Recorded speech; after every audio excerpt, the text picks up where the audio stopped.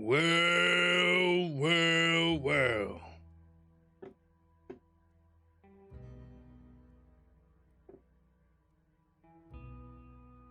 Hot dog. Hot dog.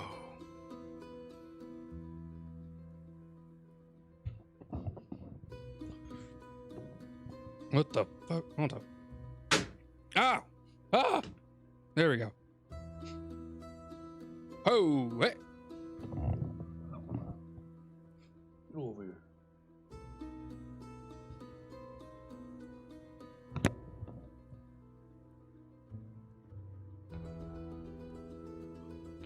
I want to welcome y'all, students.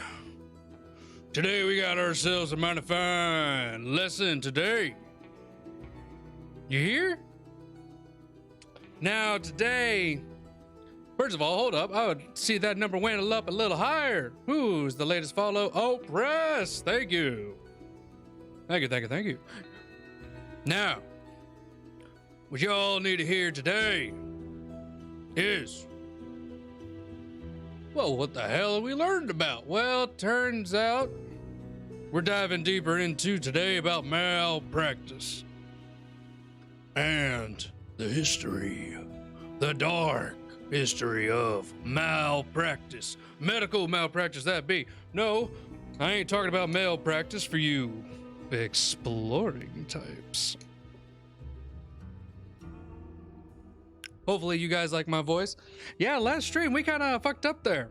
We kind of fucked up pretty well, but okay. Hey-oh. It's a-okay. We got it back. We are a back-a baby. Let me tell you. Hey, and guess what? Since we're starting up a little bit early, guess what? You guys get to see. La la la la. Look at this. Oh yeah, shine a light on that bad boy, huh? Huh? Yeah. Hold up, let me get a little closer for you. Hold that pizza up right. Hold it for the camera and bow. Look at that.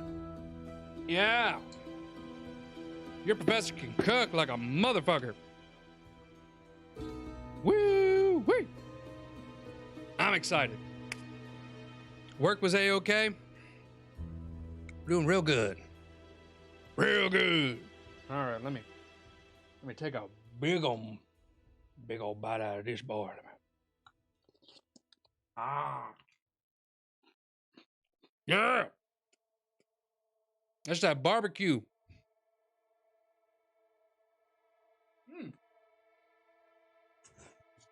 Oh, well.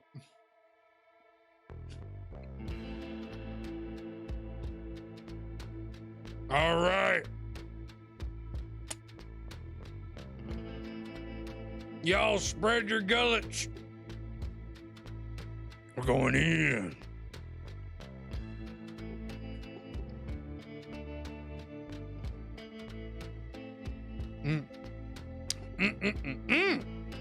Deliciosos.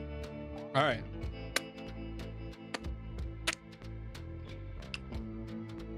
Let me get into the right document here. All right. So,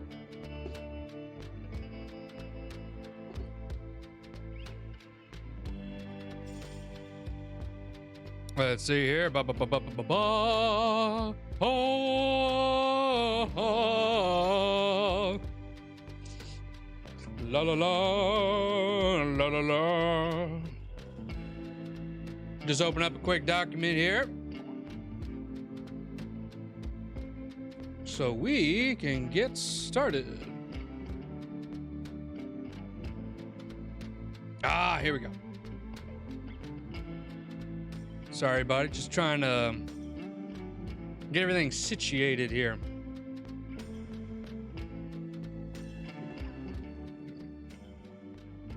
Let's turn that. Let's turn this nasty boy down here real quick. Whoosh. Yeah! I like it. I like this music. Yeah!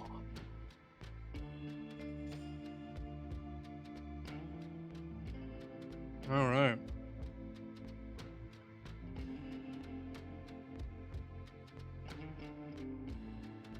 Let's see here. We don't need that.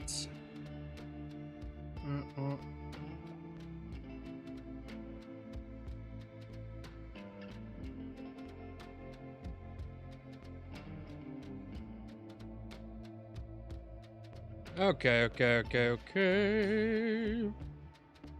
Yeah. Hope you guys are doing well. Can we set this up, huh?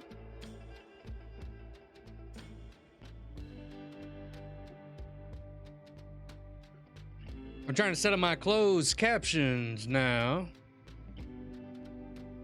And see if we can get ourselves some. All right. Now, you all able to activate this here? Let me see here. Huh.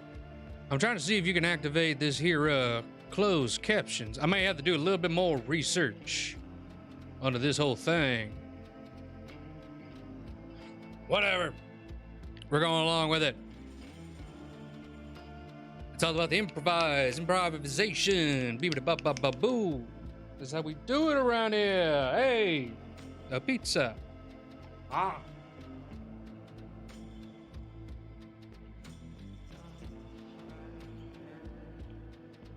All right.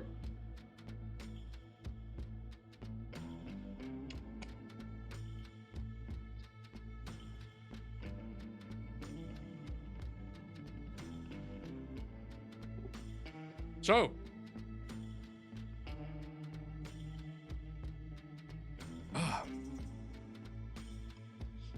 all right.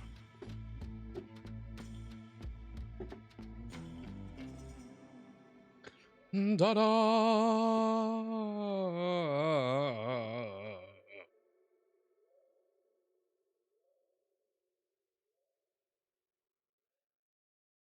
All right.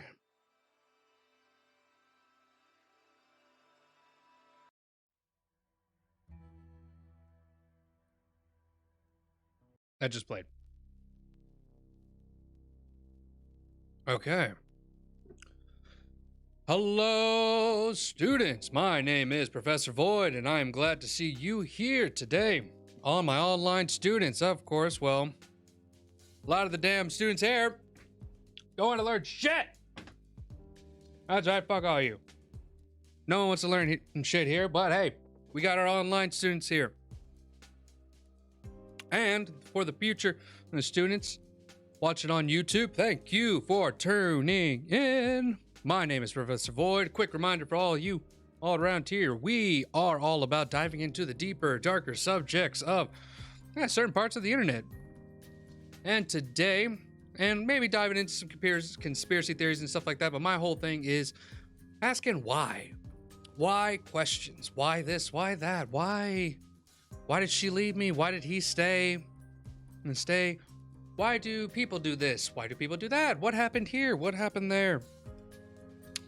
All that mumbo jumbo, and I am here to research it and edit it all for you today and for you people online, and then you can watch it on YouTube where I make my own personal sessions. That's the long term of it.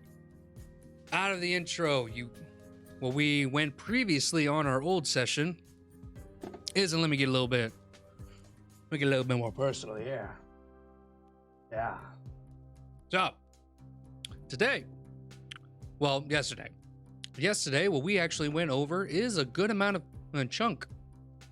You see, we went over the basics of medical malpractice and going over the specific terminology. Turns out there's a lot of specifics to it. Of course, doctor being an asshole, nurse being an asshole, psychiatrist being an asshole is very much part of it. We've seen cases to where people got shit shoved up inside of them. And then other ones where a lot of, babies didn't really end up living a special life, and that was serious stuff. Later, then we looked into more of the statistics on what actually affects people. Turns out malpractice, medical errors, malpractice is the third highest killer in US. And I think in the world, like I think like a good amount of like a few thousand, a good chunk of people die every year just from people fucking up. So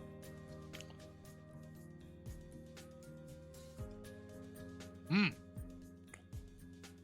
so we wanted to dive deeper into that, and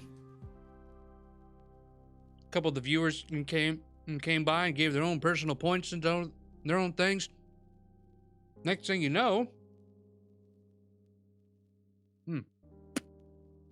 yum.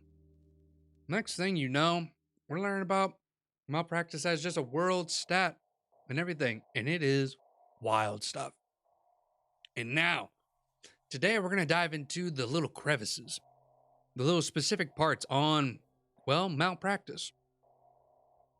Stuff throughout history that's happened, books on it, and stuff like that. And I'll be recommending all of it here today, and I will be showing it all to you all on this wonderful here document. The fuck?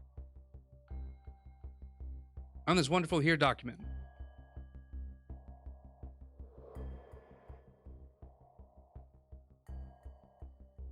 The part? Nope. Technical difficulties. What?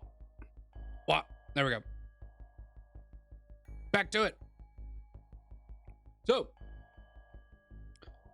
today we're going to be going over the specifics of malpractice. We got a few things. Shout out to Jake. Jake had a cake. I hope he's still having cake. I hope he eats all the cake. There is.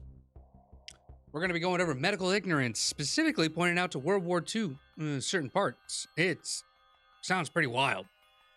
Then we're going over to misdiagnosis, medical errors, and medical apartheid, which I kind of did a little bit digging in later parts, and turns out it had to do with, I believe, African Americans being mistreated and killed by it. So that's, woo! Pretty crazy stuff. We got a lot of things to dive into, and I am super excited for you all to be a part of it. So, first up, all right. Let's get back into it. Now, of course, let's go over the basics again, just to make sure no one has missed out. So, and also too, for you people on YouTube that are checking out this video, and for people here on Twitch that are here live right now watching the lesson, if you want to actually check out these specific notes here, and first off, if you are following, well, hold up here.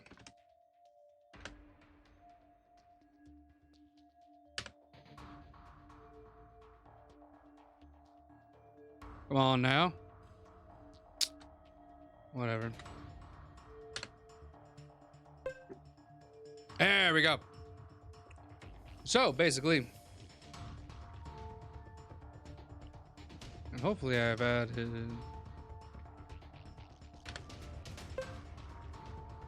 there. Regular already exists. All right, cool. Just checking. But what I just added was oppressed to the follower on the regular account on Nightbot, which that means you are allowed to check out the notes here. You're allowed to use the code NOTES.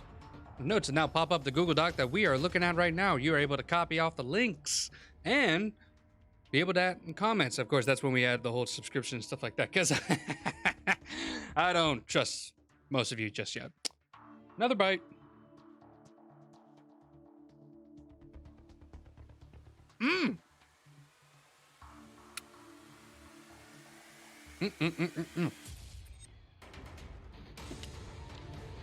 Let's get to it. So, again,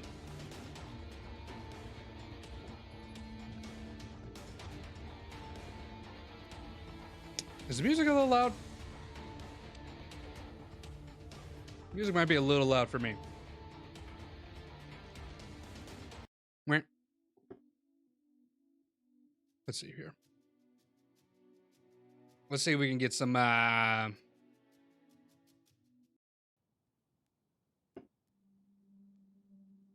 Ooh, yes. Creepy.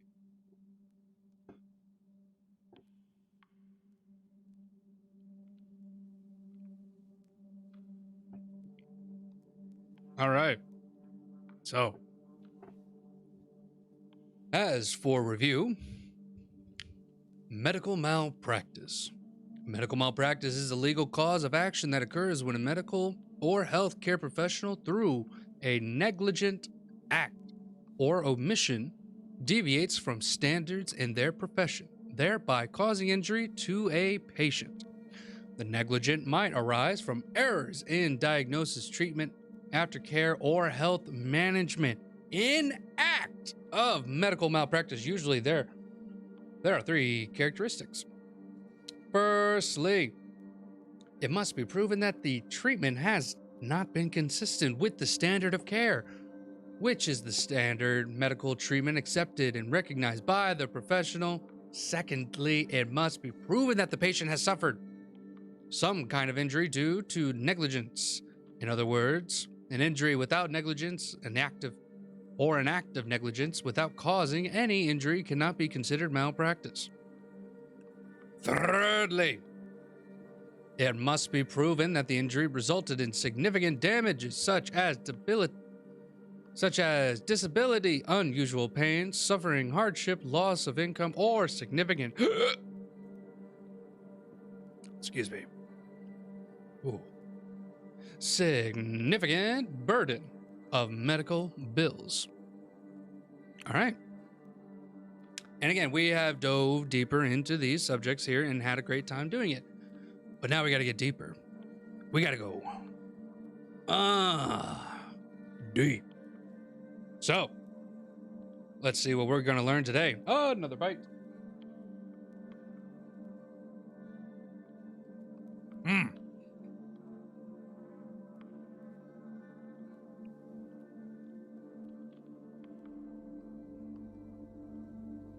Uh-huh.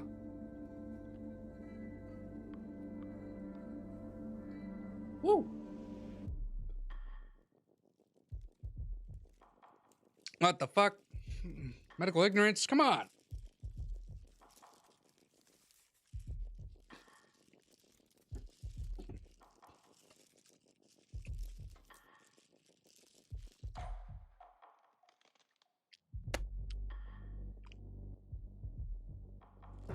What the hell?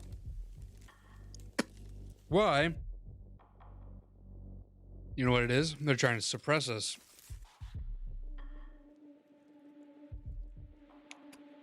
We might be getting a little bit ahead of ourselves here. Let's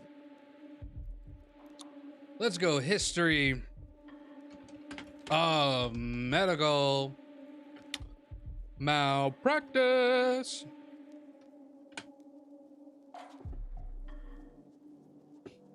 Ah. Okay, hold up. Ah, jeez, come on. Falling apart here.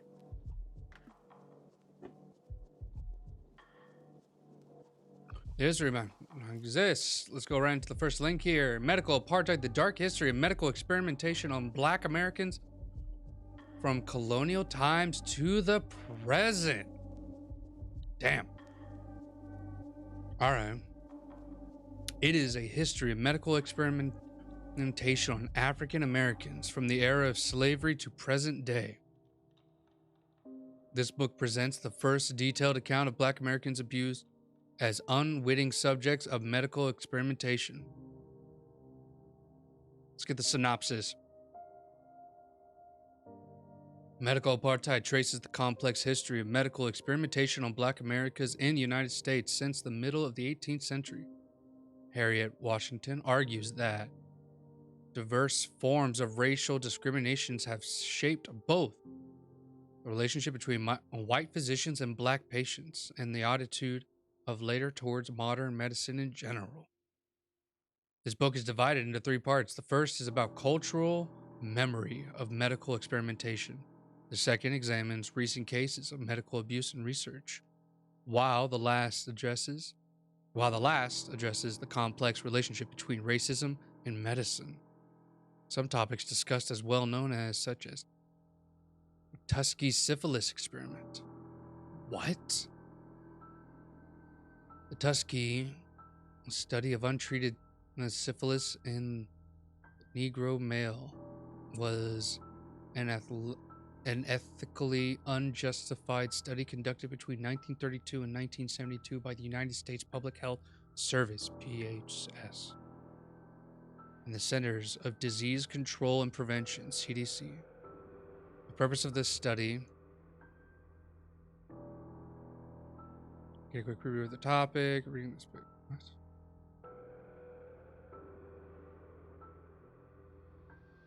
Was unethically justified study between, okay. The purpose of the study was to observe the natural history of untreated syphilis. Although the African American man was participated in the study were told that they were receiving free health care from the federal government of the United States, they were not. The Public Health Service started the study in 1932 in the collaboration of the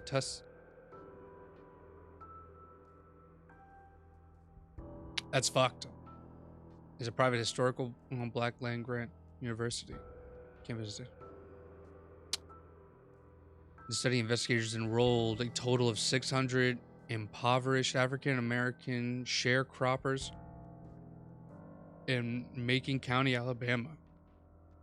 All of these men, 399, had latent syphilis, with a control group of 201 who were not infected. As an incentive for participation in the study, the men were promised free health care, but were deceived by the PHS, who never informed the subjects of their diagnosis. And diagnosis placebos, insufficient methods, and diagnosed procedures as treatment. The men were initially told that the study was only going to last 6 months, but it was extended to 40 years. After funding the treatment was lost, the study was continued without informing the men that they would never be treated. None of the infected men were treated with penicillin.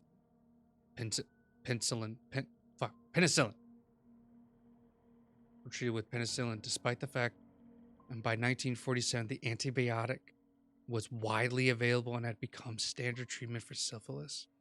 How? 1972. Fuck. 40-year Tuskegee study was a major violation of the ethical standards and has been cited as arguably the most infamous biomedical research study in U.S. history. Its revelation led to the 1979 Beaumont Report. This report, created by National Commission for the Protection of Human Subjects of Biomedical Behavior Research, its full-time title, of Ethical Principles, Guidelines for Protection of Human Subjects of Research, blah, blah, blah. Okay. And to establish the Office of Human Research Protection.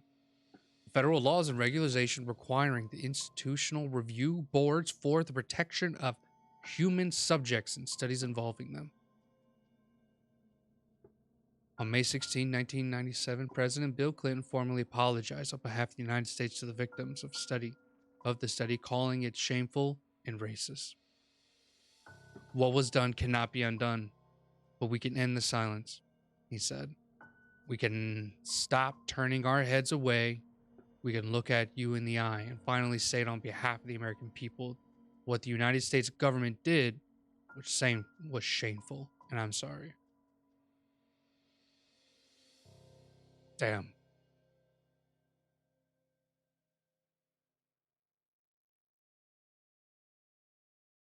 We're definitely going to have to add that into it. That's fucked up. That's real fucked up.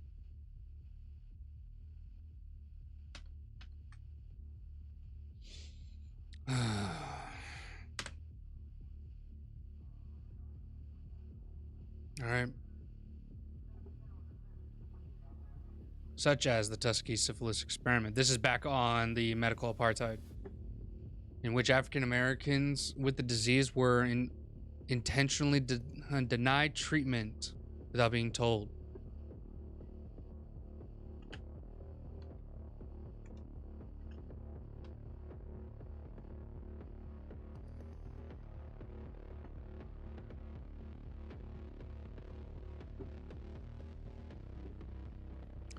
The book also mentions cases of medical experimentations in Africa that are linked to African American cases. Countries have been sites for clinical trials of large pharmaceutical companies raising human rights concerns.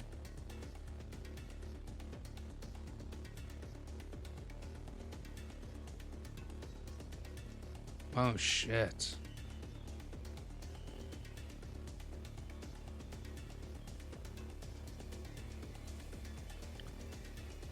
Drug Trovin was used in clinical.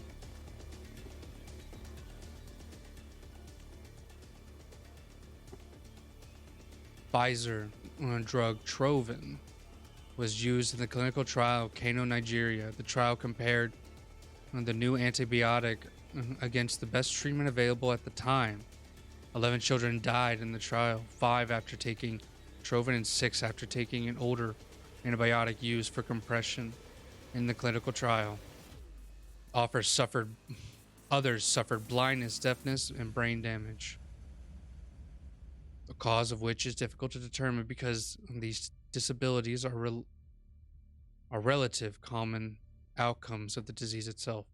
A panel of medical experts later implicit Pfizer in the incident, concluding the drug had been administered as part of an illegal clinical trial without authorization from the Nigerian government or consent from children's parents. Consent. What did I say? Consent from the children's parents.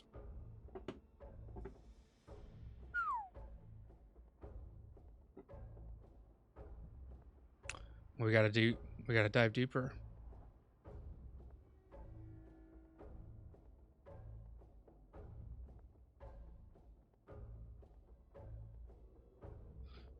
All right. Of course. I'm curious about this. A project headed by Aubrey Levin. During 1970s to 1980s, the South African Defense Force forced lesbian and gay military personnel to undergo sex change operations. This was part of a secret program to purge homosexuality in the army. It included psychological corrosion.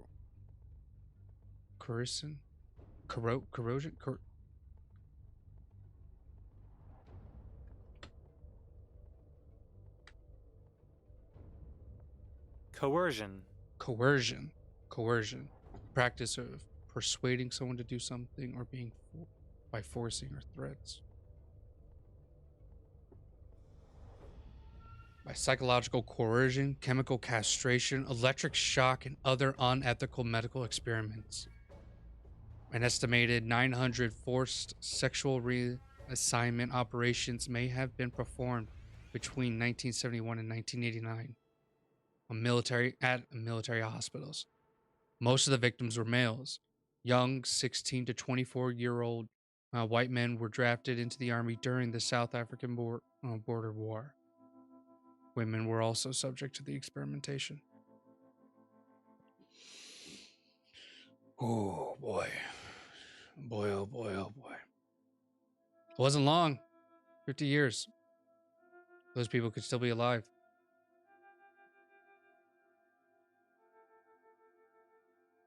Forced contraception was clinically tested on black Zimbabwean women. Once approved, the drug was used as birth control measure. Women on white-run commercial farms were coerced into accepting. In 1981, the drug was banned in what was by then Zimbabwe. Oh, Rhodesian sterilization experiment. Eugene Fisher, German professor, medicine, anthropology, and eugenics, and the member of the Nazi Party, conducted sterilization experiments on Herero women, known as Ova Herero, are athletics inhabited parts of southern Africa. Majority reside in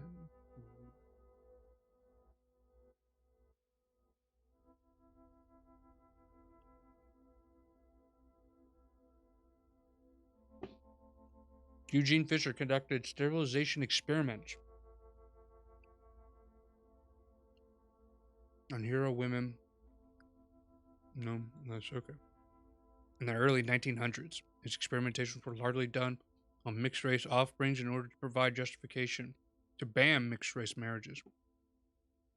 He joined the Nazi Party thereafter, where he did similar experiments on Jewish concentration camps. Late stage studies were later continued by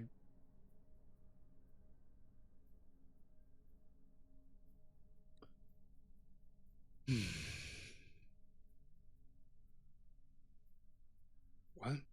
Late stage studies were later continued by Dr. Hans Harmsen, founder of the German branch International Planned Parenthood Federation, who is associated with compulsory sterilization in Nazi Germany. Wow. Huh.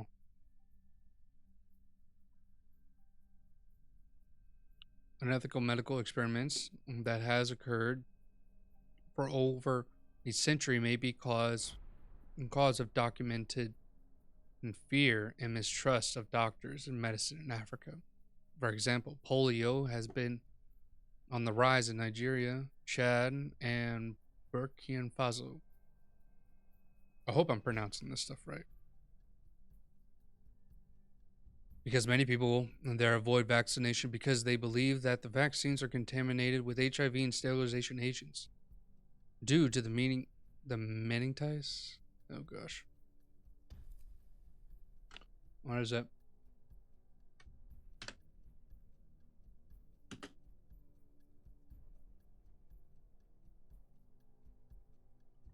What the fuck? Meningitis. Meningitis. Wow. I did not know that. I'm sorry. Meningitis testing. Due to the meningitis testing incidents in Kano? Many Nigerians now refuse to participate in clinical trials. Yeah.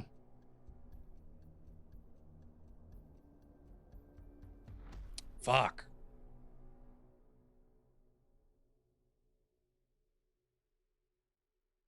Numerous experiments were performed on human test subjects in the United States are considered unethical because they are illegal performed and they were performed without the knowledge, consent, or informed consent of test subjects. Such tests were performed throughout American history, but most of them performed during the 20th century. The experiments include the exposure of humans to many chemical and biological weapons, human radiation experiments, injections of toxins and radioactive chemicals, surgical experiments, interrogation and torture experiments, tests with involved mind-altering substances, and a wide variety of other experiments. Many of these tests were performed on children, the sick, and the mentally disabled individuals, often under the gaze of medical treatment. In many of the studies, a large portion of the subjects were poor, racial minorities, or prisoners.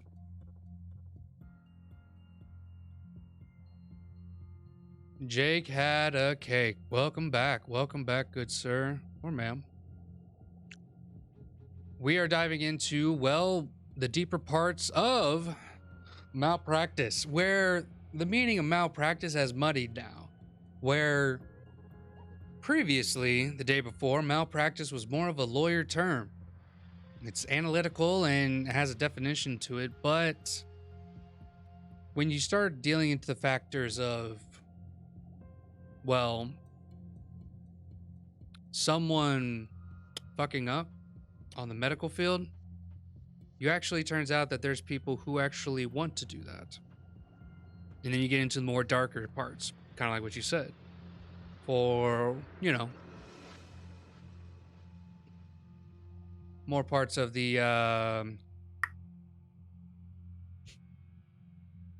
hey, it's laundry day. But today we're diving into more of the darker subjects of, well, what happens when people are trying to do this on purpose and people are just now figuring out. We just hit a specific part on, well, human experimentations. We hit up on one of these parts, actually, on starting off with medical apartheid, the dark history of medical experimentations on Black Americans from colonial times to present. We just hit up the synopsis on this, dove into the Tuskegee syphilis study, a fucked up study that, gave a lot of African American men from 1932 to 1970, not that far, and gave them all syphilis. This experiment was supposed to go for only 3 years in the 40-year study. But thank goodness, you know what? Bill Clinton said sorry. So there you go. Case solved. Then we kind of dove deeper into the medical experimentations actually just based around in Africa. And turns out there's a bunch of fucked up shit that happened there, too. You got people being brought coerced into taking on specific diseases. You got HIV and AIDS, forced sexual reassignment for people against the homosexuality on that end. And of course, when you're talking about human experimentation, can't forget about the Nazi party. Excuse me. Hey, but don't worry, we got pizza. Made it myself.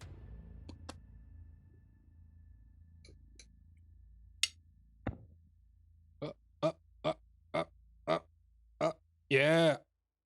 There it is. That's all you get. They put a bunch of people in to be forced asleep. I think it was the Russians. Ooh. I like where your head's at. I think we're definitely getting into the fields of human experimentation now, where I think like medical malpractice is now. What the fuck? What is up with Nightbot? Hold up. Jake, are you still there? Did you get timed out? What the Nah, come on. I want you to go crazy with those caps. What the fuck is up with this shit?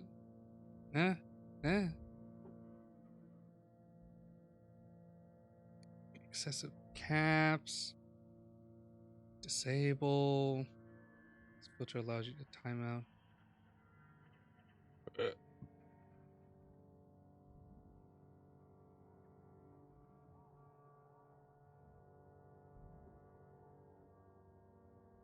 Okay. Don't worry, I think we got it now. Whatever. But yeah. No, I think it's because I said... Shit. How dare you?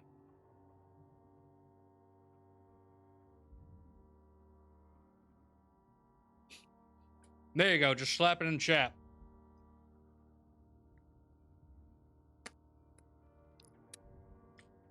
Yeah, I was about to say, I'm cussing up a storm here. Like...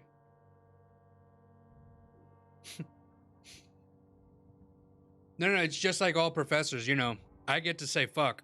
But when my students say it, be like, no, that's fucked up.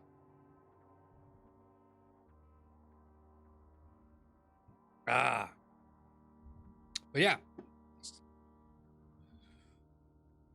Yeah, but no, I'm actually...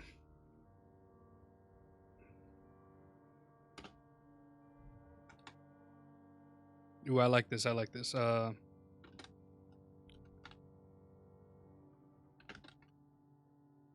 Medical malpractice. More like human experimentation. Did I spell that right?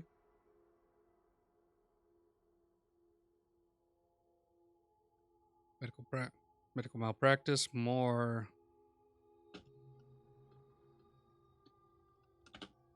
There we go. Changed up that title. Because now I'm excited. That one of the worst inhuman experiments that I've ever looked at.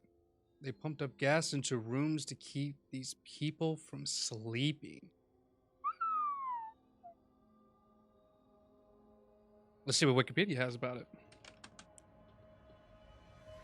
Human experimentation. Ooh, North Korea.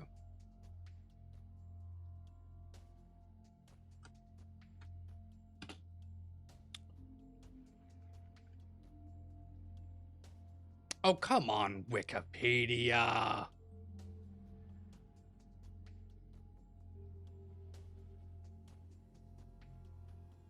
Ooh, is this it? Is that the one? Poison Laboratory?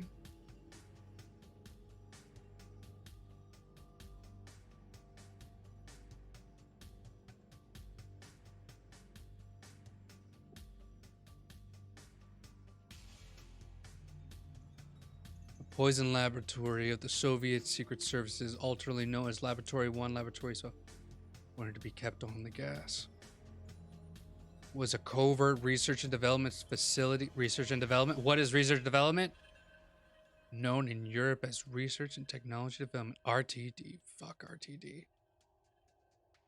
Soviet Secret Police Agency. The laboratory manufactured and tested poisons and reported reactivated in the late 1990s. We mentioned this collection of handwritten notes which are secretly made by the KGB archivist during the 30 years which served the KGB archivist foreign intelligence when he defected. Planned victim. And his colleagues tested a number of deadly poisons on prisoners in the Gulag, including mustard gas, ricin, digitoxins, curare, cyanide, and many others. The goal of the experimentation was to find a tasteless, odorless chemical that could not be detected post-mortem. Candidate poisons were given. Oh yeah. Jake, let me tell you, a lot of prisoners were. Let me tell you, I don't think they'll like. I don't think. I mean, I wouldn't be surprised if it's still thought of today. Hold up, sorry. I got too excited there. But yeah, no, they're trying to say that what was it? They want prisoners to be rehabilitated and stuff. That's a big topic here in the U.S. and stuff. No, I think they definitely want to keep prisoners in so they can have more human experimentation.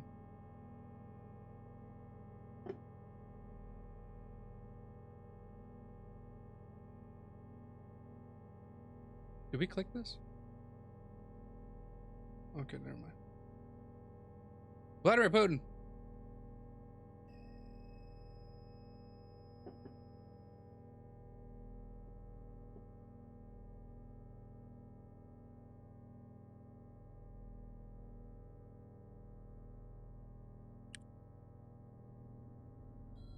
Is a code name given to the program experiment on human subjects designed to undertake some of which are illegal.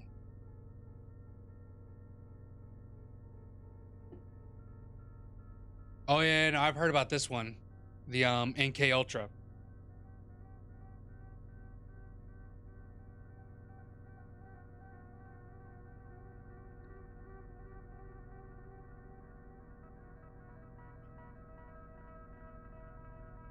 But wait.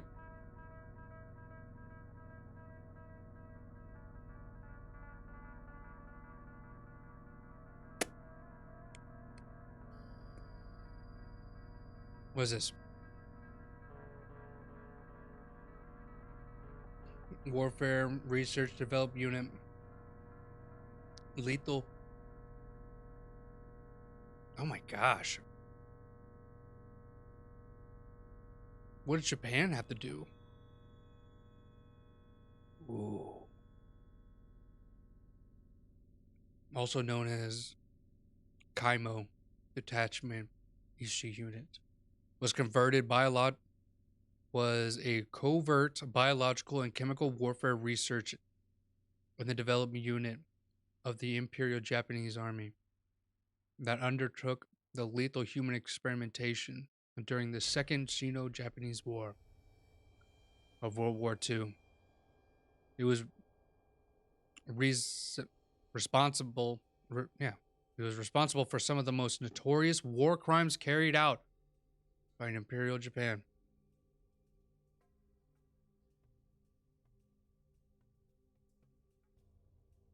Yeah, sure. What was it? If you go down and go in my Discord, post the link there. You should be able to.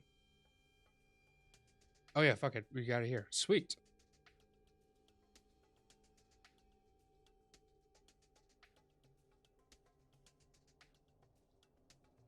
Good. We want it. We always like videos here. We'll get right into that. But first, I want to check out this Japanese human experiment, and then we'll get more into the Russian parts. It may not be the best one, but it's scary shit. Hey, that's what we like it here. We want to dive deeper into it. Of course, you know, trying to remain in the TOS bits. That's why we're kind of mainly working with written media here. What was it? Does it got I guess, does it have gory stuff? Does it have crazy shit in it? I'll look it over, but was based on district, the largest city, like 10 years ago. It's officially known as the Epidemic Prevention and Water Purification Department of Kawatong. Nah, not gory. Okay. Originally set up under military police unit till the end of war by General Shiro. All right, the research involved. Okay, here we go. There's no actual video evidence. Oh, okay, so it's just someone reviewing the bits of pieces of it. Okay, that's fine. Gotcha. The research involved Unit 731 were secretly given immunity by the United States in exchange for the data they gathered through human experimentations. Other research that the Soviet forces managed to arrest first were tried at the Khabarovsk war crime trials in 1949. The Americans did not try the researchers so that the information and the experience gained in bioweapons could be co-opted into their biological warfare program, much as they had done with German research Operation Paperclip, the classic. I wouldn't mind going over the Operation Paperclip. That would be kind of fun. On May 6, 1947, Douglas... You know what? Hold up. Let's actually add that. Let's add that into here.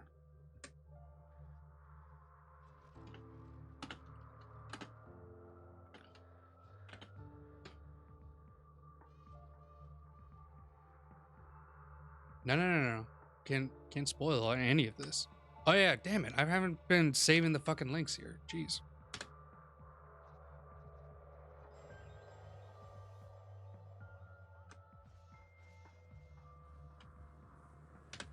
We'll look at your video and then we'll go into the North Korea and see what crazy experiments they've been doing on people.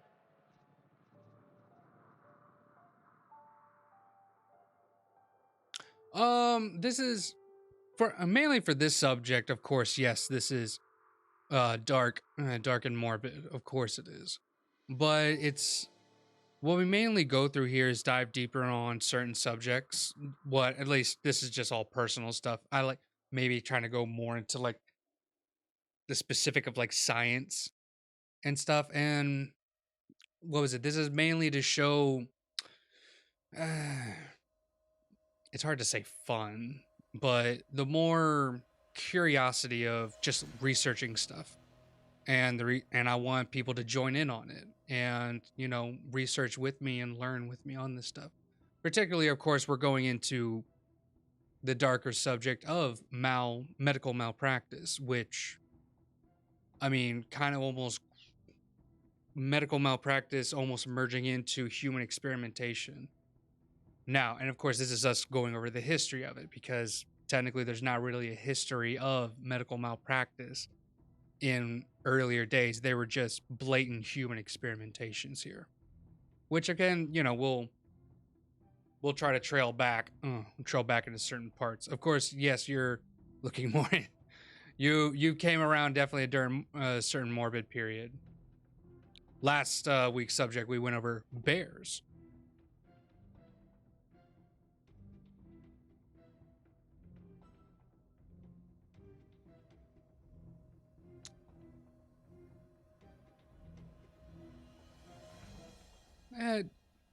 So you want to be a journalist? Maybe. If anything, I just like learning about stuff. I like learning.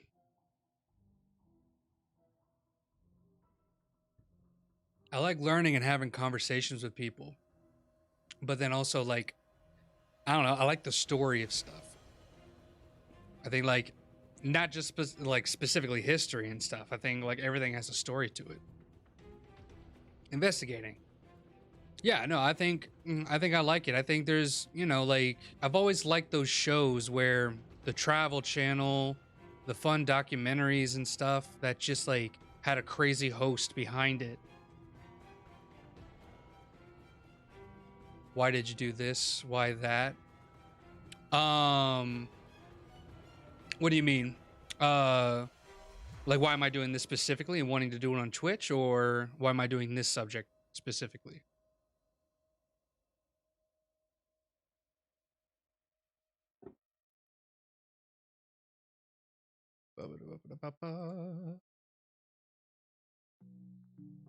Why did they do this? I said they.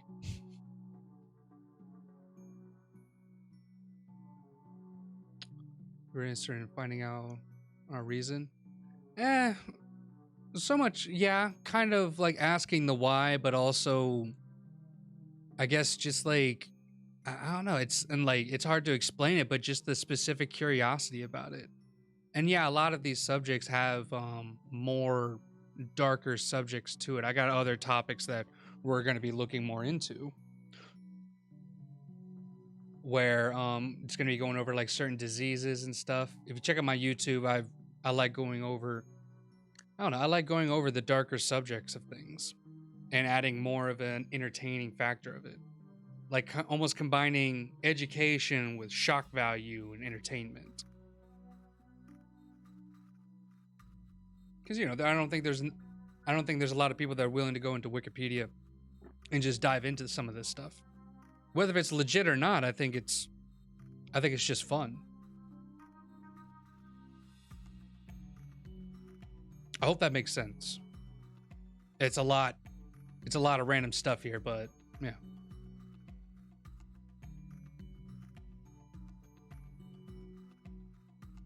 Was it? And also for the people watching and stuff like that, make sure for the YouTube and all that mumbo jumbo, links are all down there. Go check it out. Go ahead and follow me if you like what I'm doing. Go ahead and spread the word.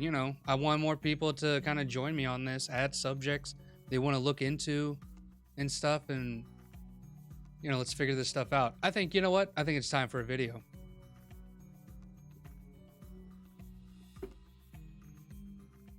Nope, that turns down that part.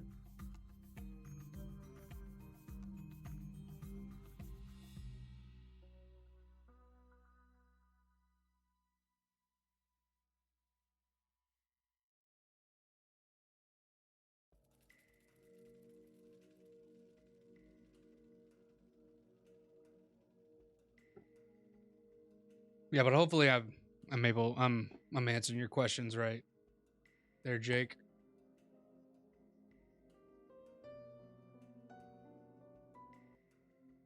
Okay. Russian researchers in the late 1940s kept 5 people awake for 15 days using an experimental gas-based stimulant. They were kept in a sealed environment. Which part? Let me...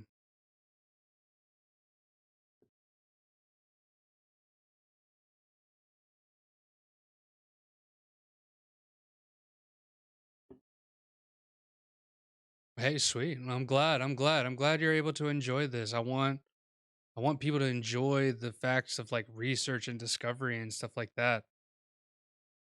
Are you allowed to?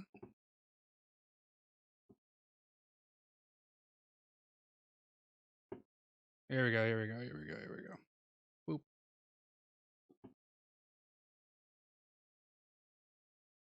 You should be able to. Yeah, if you go in the just chatting section, you should be able to get right in there and have fun.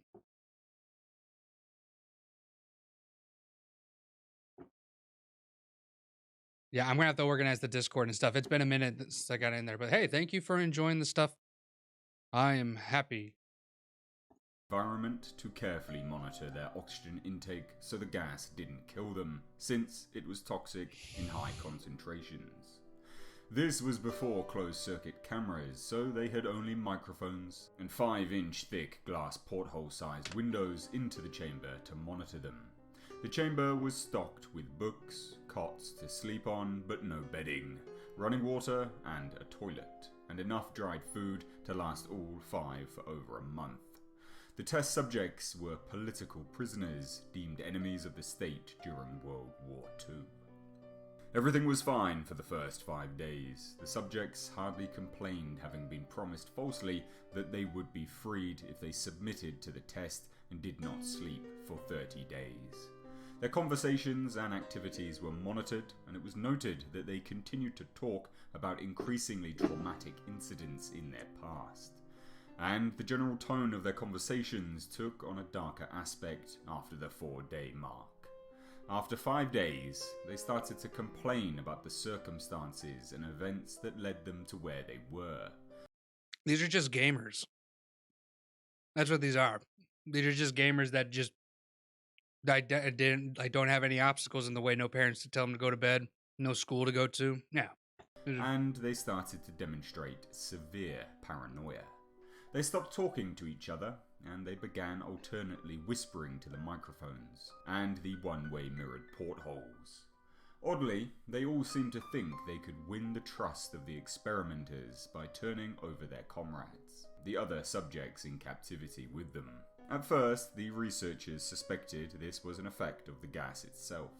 After 9 days, the first of them started screaming. He ran the length of the chamber repeatedly yelling at the top of his lungs for 3 hours straight.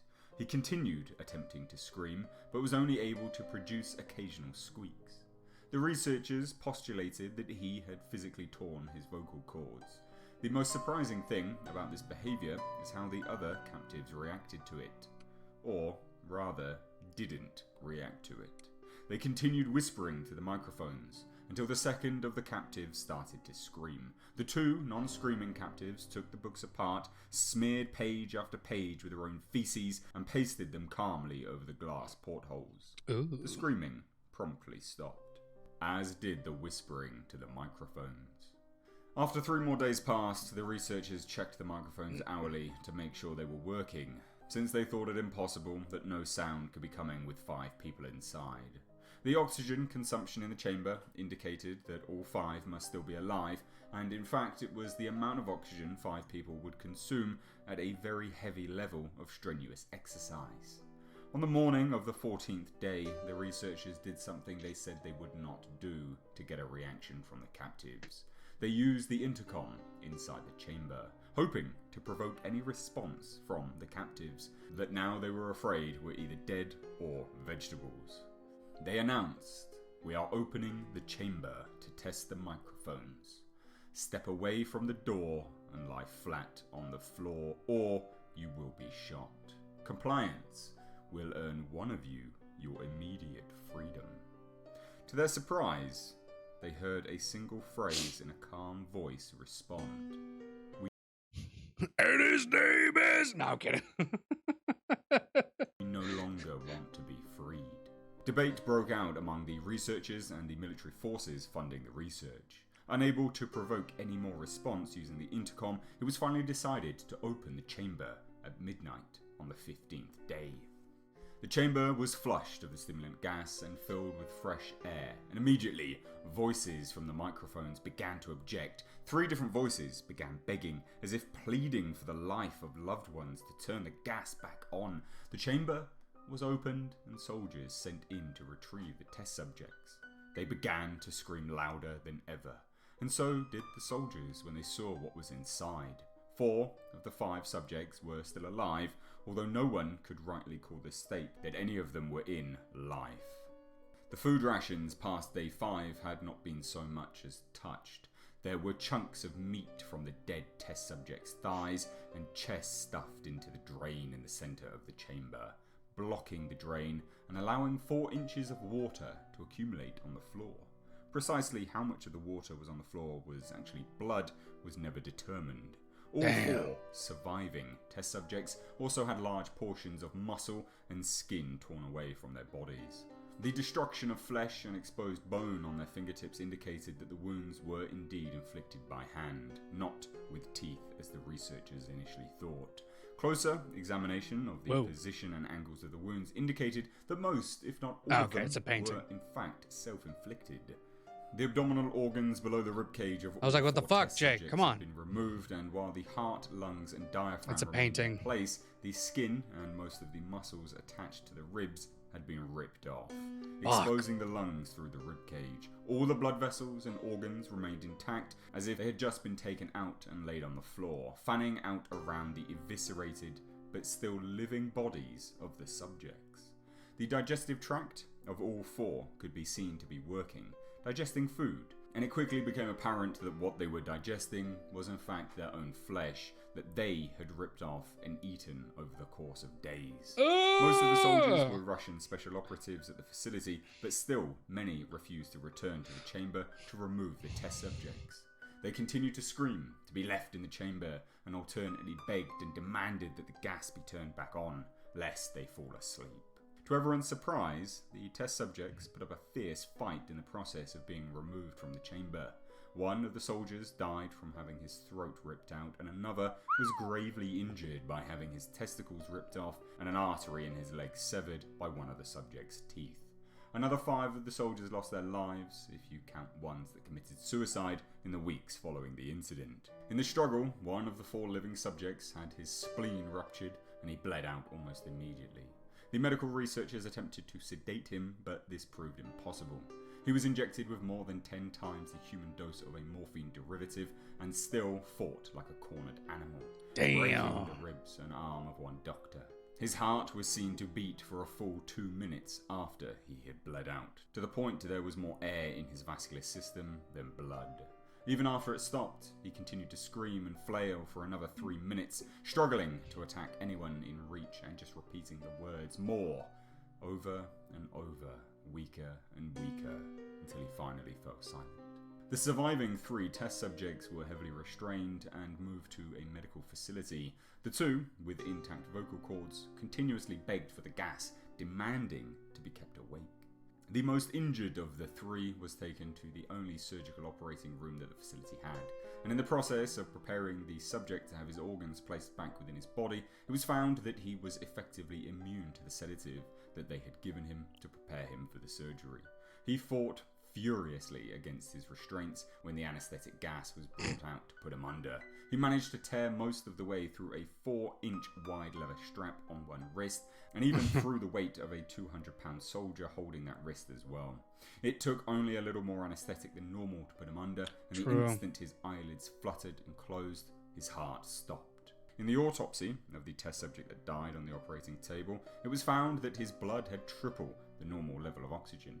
His muscles that were still attached to his skeleton were badly torn, and he had broken 9 bones in his struggle to not be subdued.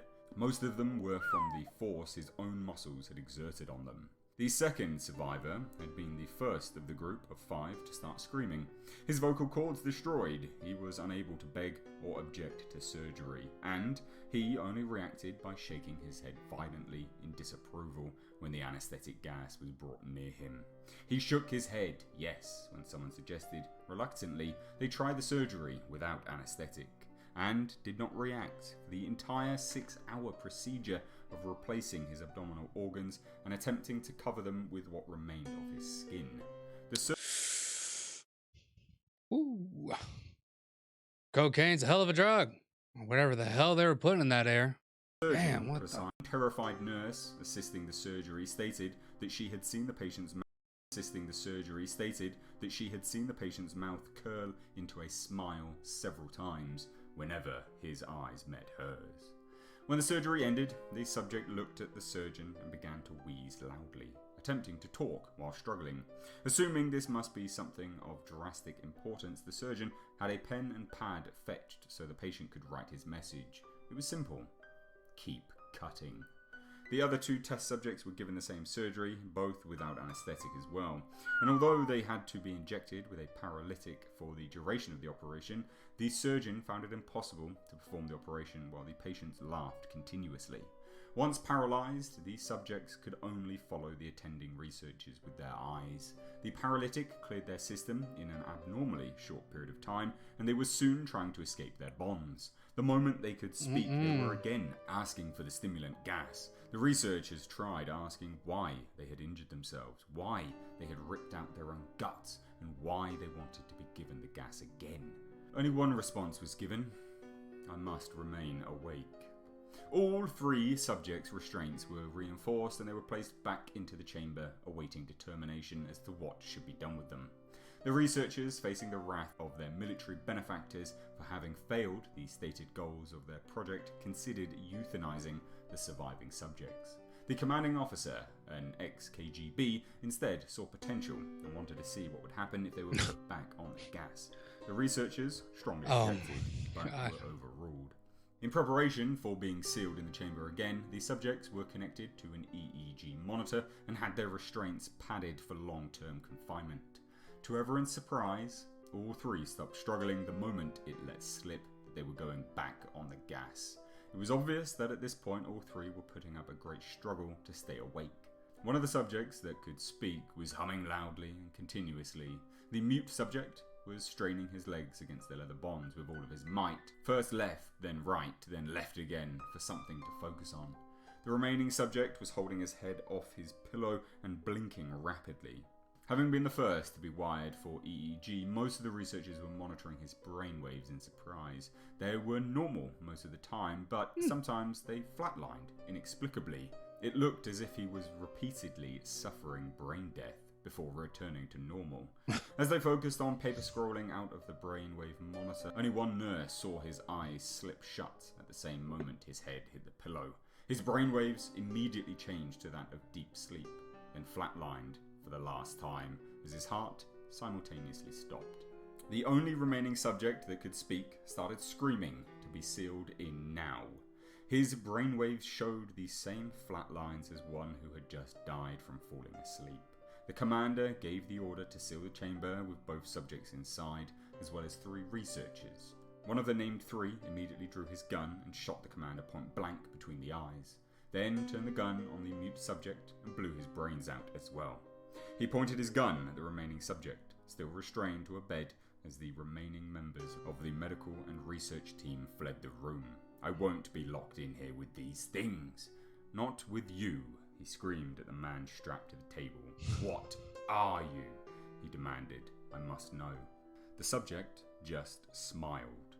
Have you forgotten so easily? The subject asked. We are you. We are the madness that lurks within you all, begging to be free at every moment in your deepest animal mind. We are what you hide from in your beds every night. We are what you sedate into silence and paralysis when you go to the nocturnal haven where we cannot tread. The researcher paused, then aimed at the subject's heart and fired. The EEG flatlined as the subject weakly choked out. So nearly free. That is the creepypasta of the Russian sleep experiment. It became widely known online and in fact went viral. A lot of people have asked me to do creepypastas in the past, so I thought I would bring you a long narrated video, and I hope you enjoyed it. I thoroughly enjoy doing audiobooks or narration, so... What do I think? I think those people should have become streamers. Goodness, politicians even. One sign of close to madness. Woo wee. Man, that's wild stuff. That is wild, wild, wild stuff.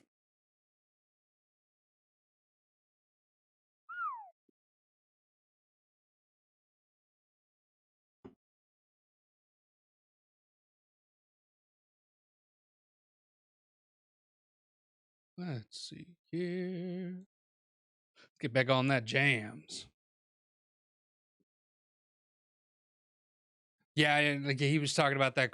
Yeah, as soon as he said creepy pasta, some of that stuff, it might not be. I mean, let's be honest though, like the human experimentation type stuff, eh, from the CIA giving people LSD to Nazis like doing a bunch of crazy shit. Yeah, based on reality. Yeah. I would not be surprised. I would not be surprised. Like medical stuff happening from like just 1900s in general. 1900s human experimentation type shit. Crazy stuff. Crazy stuff.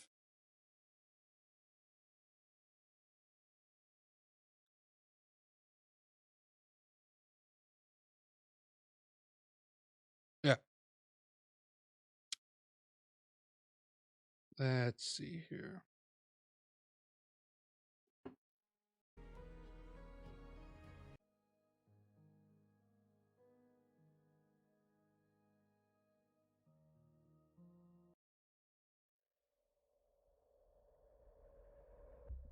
All right.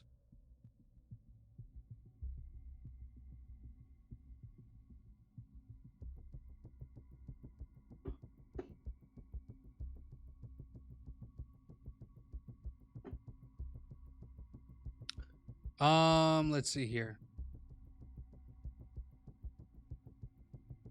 We kind of already did win. We already kind of did win over the Nazi experimentations, and also too, I kind of want to save all the fucked up shit with Nazis and stuff like that, like in a more distant part. But let's see here. I want to figure out what you were talking about. Medical ignorance.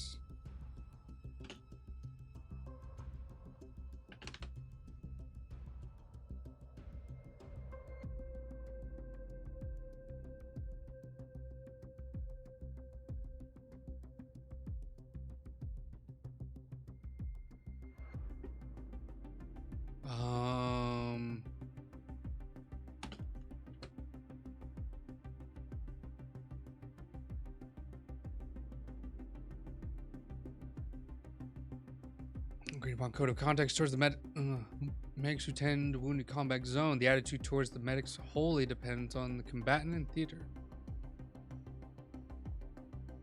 The attitude towards combat medics during World War II. In 1943, the U.S. Infantry Division deployed near Reagan were on routine patrol. They came across a German soldier. Upon investigation, they found the soldier in question was actually a doctor. He was told the human American soldier that he had other members of the medical team stuck in the wood. No, that is not what we want.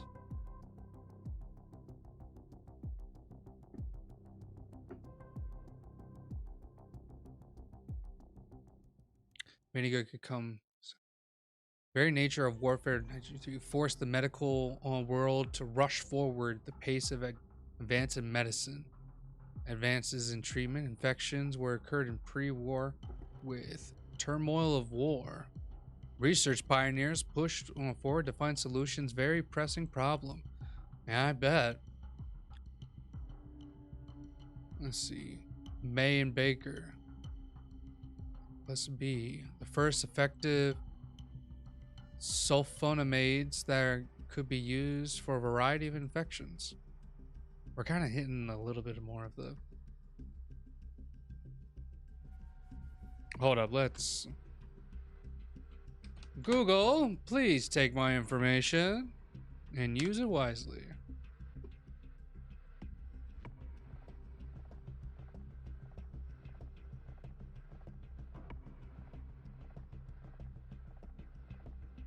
Ooh. Okay. We're gonna have to save that one for...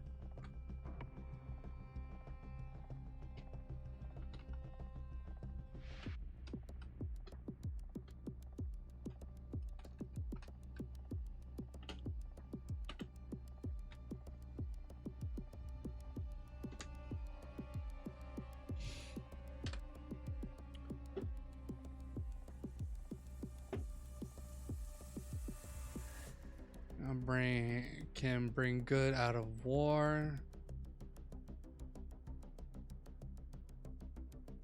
The information technology explosion in medicine have exposed the vast realm of ignorance in human biology, as well as transcendent accepted knowledge of shortcoming of structural method which fosters rot memorization. Nah, come on. This teaching program not only emphasizes medicine's current deficiency and limited insight into disease processes, but also assists students in developing attitudes and behaviors in basic biological clinical unknowns. Nope. Where?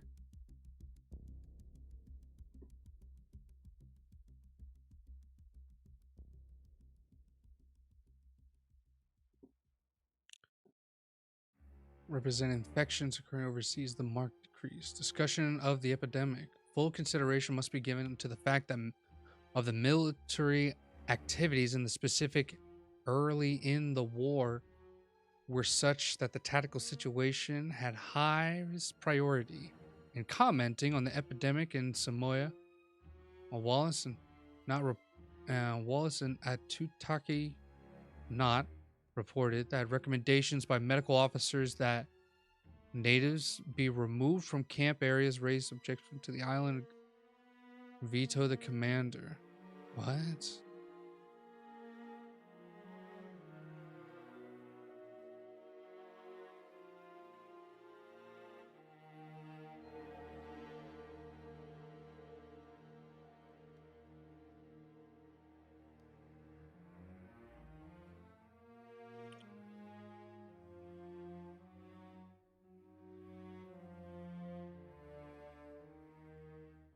Here. Let's go back to the tried and true Wikipedia. Wiki. Villages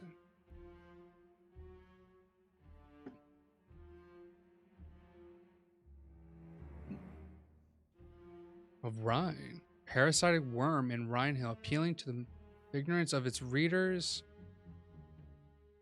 Highlight of medicine and medical technology. Hypothesis cognitive stating the low ability of task overestimating ignorance, evidence of absence. Oh boy. Getting kind of wild. Alternative medicine.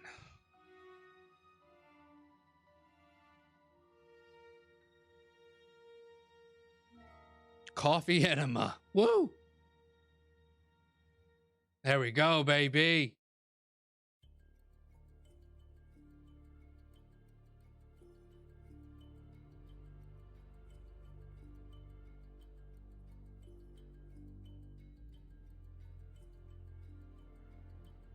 What is ignorance? Come on, medical ignorance. Question mark. First, a surgery professor in the university found that even her own colleagues resisted the proposed new course. Grant applications were returned. Wanted to teach Introduction to Medical and Other Ignorance, now proudly referred to by former students as Ignorance 101. Dr. Whitten and her students, however, ignorance is not bliss. She wants medical students to understand that what is unknown about disease and their cures far exceed of what is known. As teachers are often and give information that is misinformation. She explained textbooks spend 8 to 10 pages on pancreatic cancer without ever telling the students that we just don't know very much about it. We would be better off giving the students ignorance. There should be 4 or 5 pages left blank to be filled with future doctors, or even by students in their research. Scientists admit that their life is an exploration of ignorance, said Dr. Witt. Her explanation of this subject began in 1984. Responding to one of Dr. Witt's early grant requests, a foundation director said that he would resign before his organization funded ignorance. Dr. Witt was asked if she would change the title. She refused. She said that she had a philosophy professor, Anne Kerwin, who helped develop the course, sought a synonym, but no word encompassed their goal as well. Now, American Medical Association assists with funding, and Dr. Witt has brought in medical experts from around the world to lecture on the unknowns of their discipline. While on campus, they proudly wear the title of Distinguished Ignorami, with all rights pertaining thereto. The list. Students, research, and okay. So yeah, let's give him credit here. The list includes Dr. Terence J. Ryan of Oxford University, a leading dermatologist, Dr. Leo Claudius of Zurich, known in plastic and reconstructive surgery, and the late Dr. Lewis Thomas, Dean of Yale and New York University Schools of Medicine, and intellectual inspiration behind Dr. Wait. I want to say White. Is that? Yeah? White's class? Maybe? Hey? Yay? Hey? Hey, oh, hey! Alright, maybe.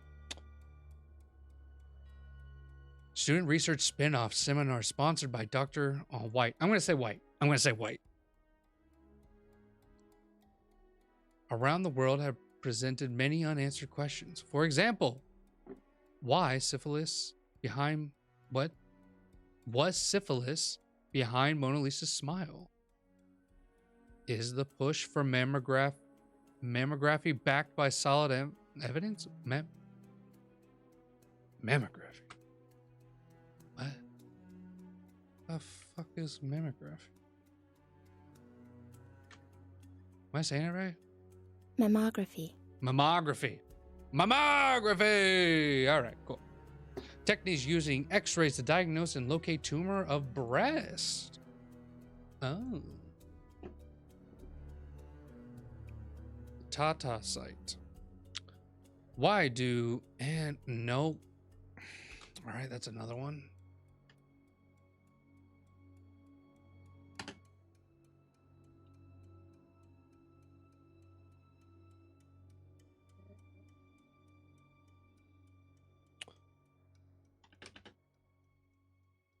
How to say thank you.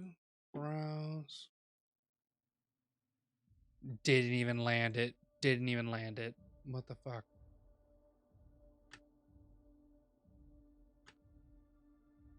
Oh, here we go. Atherosclerotic. Say that one more time. Atherosclerotic. Atherosclerotic. Sclerotic.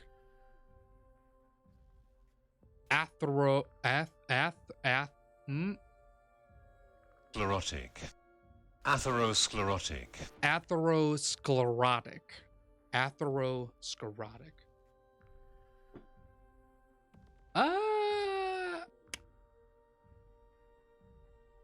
I don't know.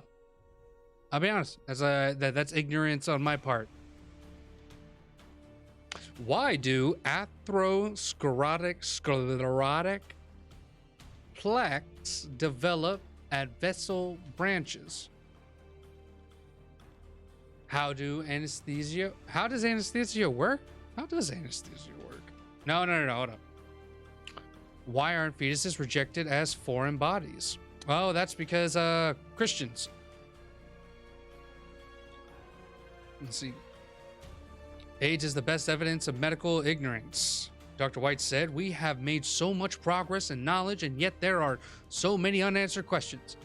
Even the most arrogant and knowledgeable physicians cannot feel they have answers in AIDS." Dr. White knows all too well of what she speaks, a distinguished specialist in lifology. What the fuck are these words? No, damn it. Lymphology. Lymphology.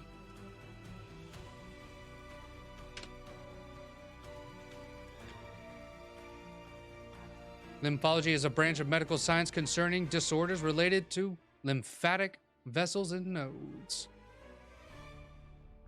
Ditto. Lymphology. She recalled treating a teenager in St. Louis in 1968 with a baffling illness. Tissue studies much later confirmed that it was one of the earliest cases of AIDS. And as Dr. White puts it, the attic of her brain still feels the lymphatic system might hold the key to the disease.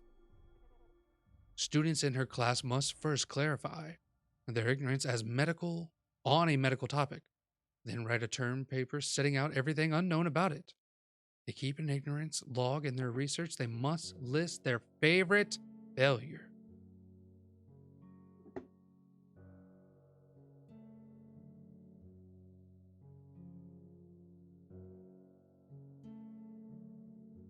Sorry, I was making adjustments here.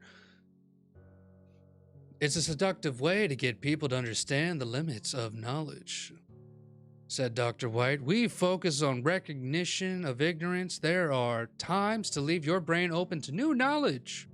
She said that the recognition of ignorance would eliminate the potential for fraud in science and research. Students received the trappings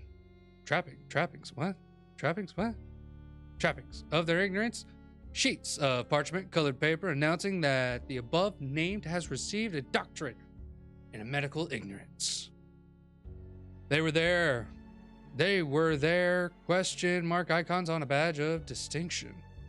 One of Dr. White's former students, who now teaches anesthesiology, said the program made medical school more than intellectual death march of facts and tests.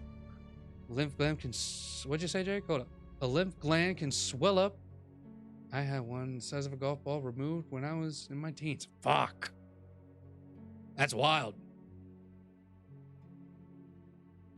Lymphology. Dr. White's husband, Dr. Charles Lee White, a surgeon, tells her classes the surgery that it emphasis with its emphasis on excision. What? What? Who are you? What? Excision. Excision. The act or procedure of moving by or as if cutting out, especially surgical removal or resection. What was that again, DJ? Excision. Excision. Tells her classes the surgery of this emphasis on excision. As they can cause cancer, and as my mom had it, they thought it was the best thing to do. Ah, okay. Hey, way to call it, man. Or spread cancer. Gotcha. Excision is the ultimate in medical ignorance. Tactic acknowledgement that a malfunctioning part of the body cannot be fixed otherwise. He sees the medical progress of the past century as enlightened ignorance and skilled inquiry rather than the triumph of knowledge. The course's roots can be traced to plea the educator Dr. Thomas in 1983 for courses in medical school to produce students driven by curiosity, delighted and surprised to learn that science is an endless frontier. Hey, if that's not what we're trying to do here, ladies and gentlemen, I don't know what is. Of course, unless intellectual in that part. We're just kind of following the footsteps of people researching and investigating. But still, good stuff. Go ahead, try to guess it.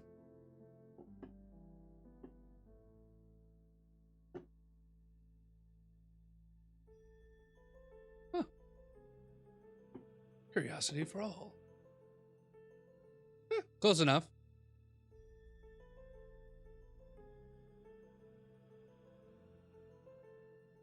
You almost got it there. Medical, yeah. Full world of medical.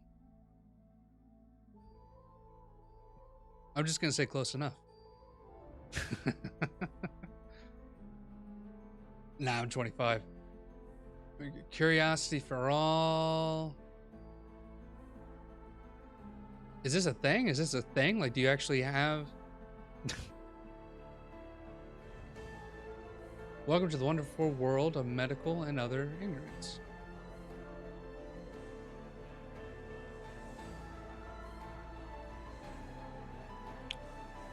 Exploration of healthy patients, risk factors, and disease have become a major medical activity.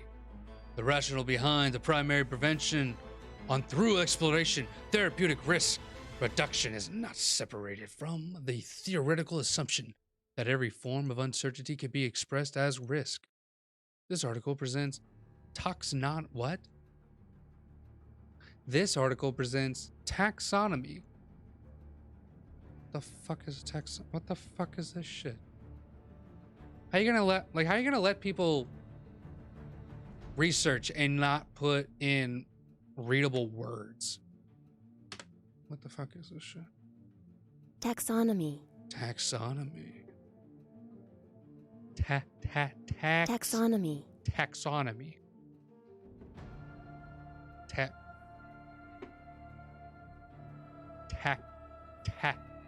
Hold up. Taxonomy. Taxonomy. Taxonomy. Taxonomy. Taxonomy. Taxonomy. Got it. A branch of science concerned with the classification, especially on organisms, systematics. What? Classification of something, especially organisms. System of classification. Oh. So, if I knew the taxonomy of...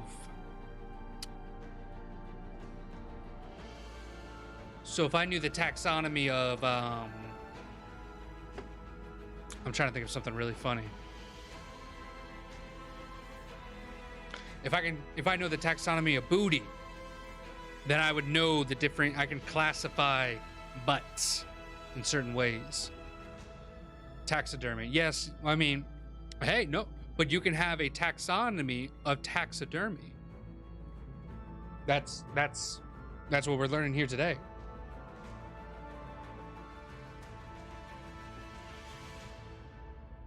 This article presents taxonomy of uncertainty, something which is well known in the philosophy of science, but is not quantified not quantified in ignorance, where the event space is unknown.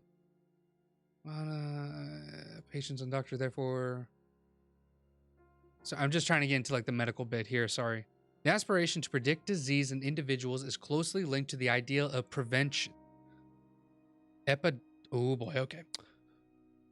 Gotta prepare for this one. Epidemiologists. Oh, I really want to know if I got that right. Epidemiologists. Epidemio? Oh, epidemiologists. I think I got that right. I think I got that right. What the fuck? No. No. Please, no. It must continue. Epidemiologist. Let's go! Ah, yes. One more. Louder for the people in the back. Epidemiologists. Epidemiologists. Thank you. The aspiration to predict disease in individuals is closely linked to the idea of prevention. Epidemiologists are in demand, investigating risk factors for one disease after another.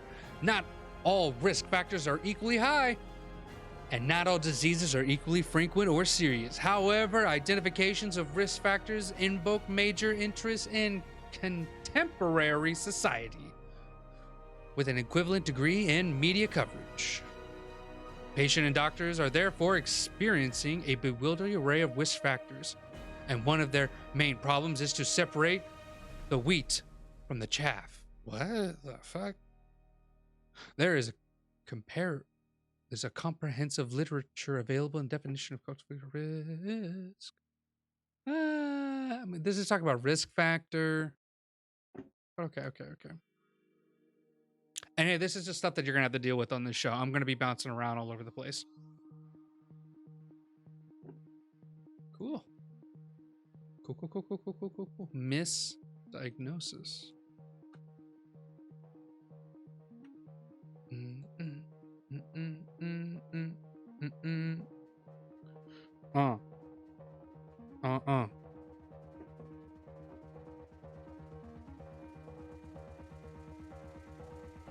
The ones that we were talking about, yes.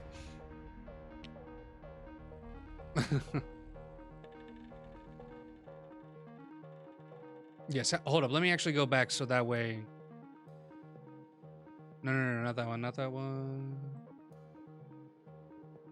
And ignorance of medicine. Can we actually? Okay, you know what? No. I feel bad that we're actually backing out of this article. It's actually not even that much. Maybe we're actually. Let's go into our specific subject here. Uncertainty and calculations of medical risk. Okay, hold up. So, the doctor now has several options, but plans to start by using the calculated risk value and pursue action program in the hope of reducing patient risk. She is feeling, however, somewhat uneasy about this. She is uncertain of how she should rank the patient's family-related risk. She cannot know for sure whether the father died from heart disease and exactly what amount of risk would be caused by a relevant disease in a maternal uncle. From her searches in literature, she knows that the treatment effects in this case have been extrapolated. What? We're going to definitely keep this thing up because I like this. Extrapolated. Oh, I think that means explain, doesn't it? Extrapolated, dive deeper in. Extend the application to an unknown situation by assuming that existing trends will continue. Oh, I did not know this actually. Oh gosh, that's the code. Extrapolate. Extend the application of. Estimate or conclude. Extend. Okay. From her searches in the literature, I think it means ruled out. She knows that the treatment effects that in case have been extrapolated from studies of healthy men and studies of patients both genders with established cardiovascular disease, not to mention all of the known and unknown risk factors that are not measured and included in the estimate. All these factors introduced into the risk estimate an uncertain, which is not quantifiable in any meeting way. We are just dealing with strict uncertainty. Drawing up a calculation of the risk of disease versus the risk of adverse effects presupposes that all uncertainty can't be quantified. When strict uncertainty is present, the calculation breaks down. Unless we are to start guessing a figure for residual uncertainty, we can set it to 0 and present that Eva is a man For example, but how robust is such a guesswork? So basically, so there's so much out there, so many studies out there that almost waters down. There's nothing really purely defined into it. These are kind of like things that might lead into somewhat mad practice. So, ignorance is defined by the existence of relevant but unknown outcomes. Ignorance can be suspected beforehand, but determined only after the fact.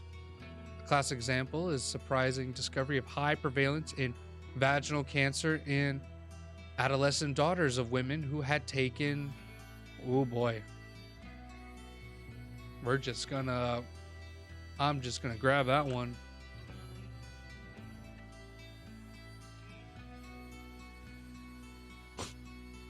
Damn. Even the website was just like, nope. We're not doing that one. Hey, Jake, thanks for stopping by, all right? You have yourself a good one.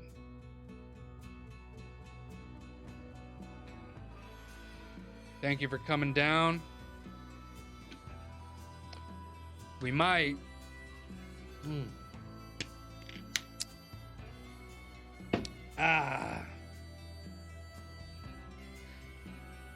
To be honest, too, let me see. We're going to continue here for maybe a little bit more. For a couple minutes. You know what? No, we're actually going to set it up now because I already know it's going to continue on. So let's see here.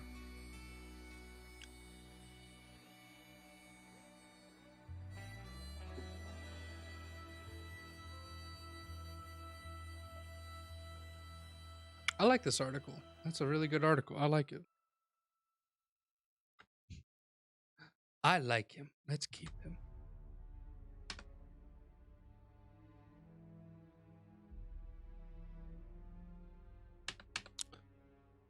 All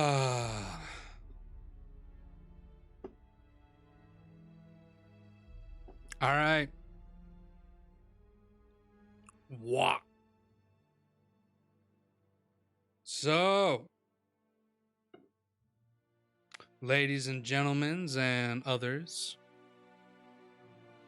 I think I'm gonna have to end it a little bit early today. Got a prior engagement that I gotta uphold to. But for all you wonderful people, the lurkers out there, the people in the back row, and the students in the front row asking the questions, thank you for coming along. I think we had a good time. I think we learned a lot.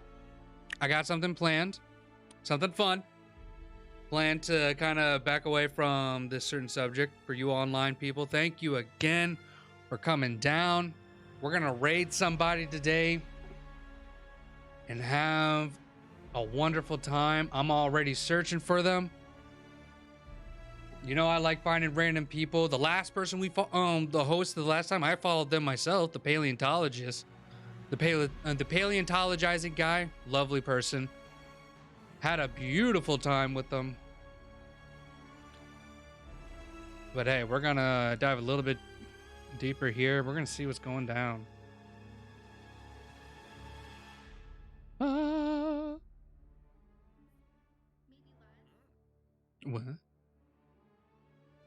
What's going down in the science and technology? Let's see. We're hitting pretty well with the 100 days of coding. There's a lot of hackers. There's a lot of programmers in this. But come on now. I wanna see people diving into those specific ones. And not that like I don't like programming and anything like that. It's just, you know, I want to make sure we're having a good time here. Let's see here.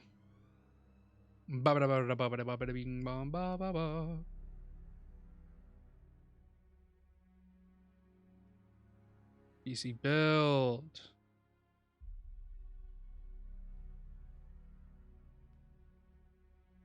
Client Shopify, Studio Ghibli Discord bot. Might have to just check out a programmer here.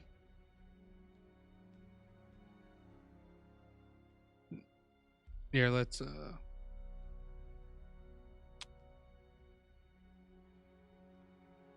I was say, yeah, no, who do I like that's online right now? That's like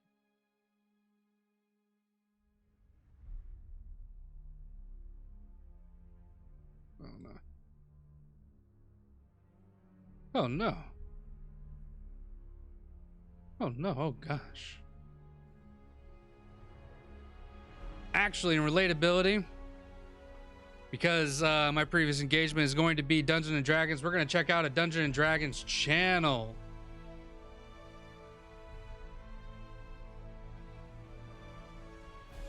I know that would be fun.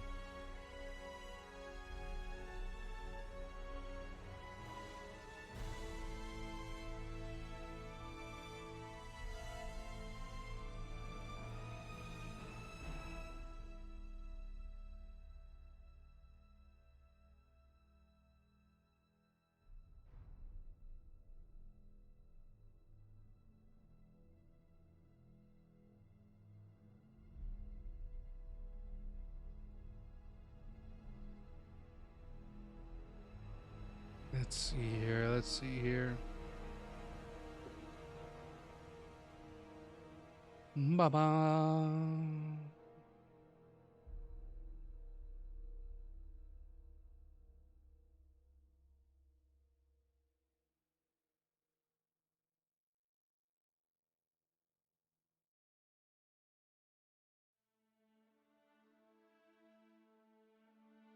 Let's see here.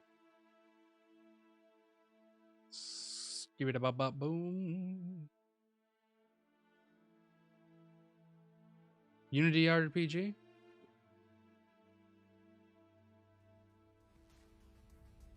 Bah, j'étudie en vrai, ce qu'on fait sur nos festivals sur RDC, c'est super intéressant. D'ailleurs, ici c'est un bon exemple pour. Ouais, ici je connais de ouf. Ouais, t'as les zones qui sont placées, tu sais qu'il y en a une en haut, une en bas, une à gauche, une à droite. Les salles par contre sont placées elles aléatoirement et la route du coup pour y aller est différente. I like what he's making here. Du coup ça ressemble à ça dans l'idée. Trop bien Rogue Legacy. Hein. J'ai pas joué par exemple au 2. Je sais pas s'il a buzzé le 2. Il a buzzé, il était bien le 2 ou quoi? Ou c'est à chier là. C'est peut-être à chier. Ba ba ba ba ba ba ba. Donc là, a priori, si je fais juste ça, ça peut être. Là, c'est toujours les mêmes.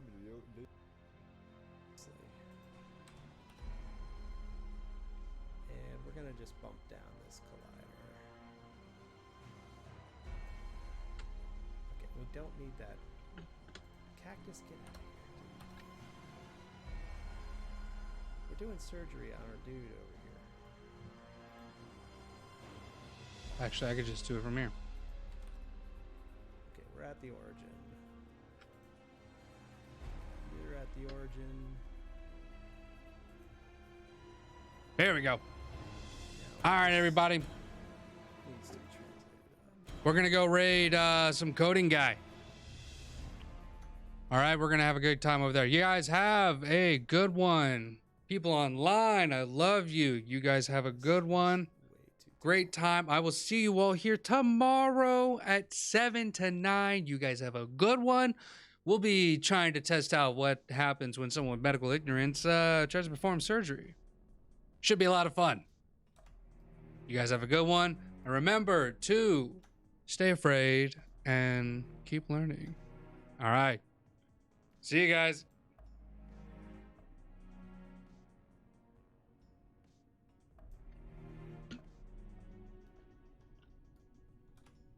Professor Void? What's going on, Professor Void? How are you? Thanks for the little raid you got there. I am trying to code up a card game here. not that you would ever know based on what we're looking at right here, but this is going to be a card game. Well, maybe not in 58 minutes. I'm not so sure about that. So let's just... I'm a little worried about that.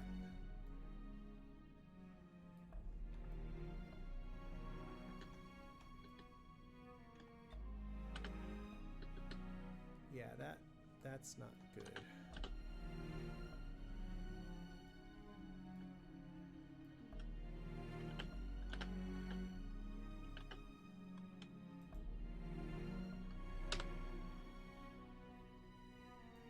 Professor Void, I'm guessing from the name that you're another science and tech streamer. You do any live coding, or how's that go? It's close enough.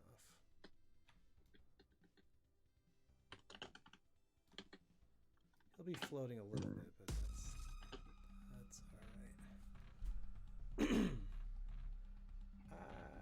Oh, you know what? I blew it on the headspace, didn't I?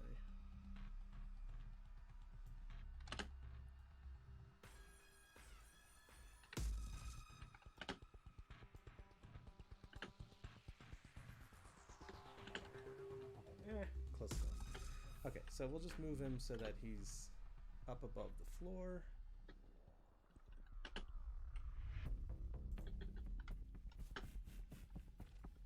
Basic or more complex, like a deck builder? I was thinking of a deck builder. I'm thinking with 57 minutes on the clock, it's going to turn into like my number against your number. Is what's going to happen. That's my concern. The idea we were doing on the 3D world was we run around and we collect stuff, elements from nature, and kind of absorb it into our cards. And, you know, so it's kind of a semi-fusion, like 3D adventure game with card game being sort of like the combat system. But, you know, I probably should have just gone for a 2D game based on the time I had available. Okay, so let's take this.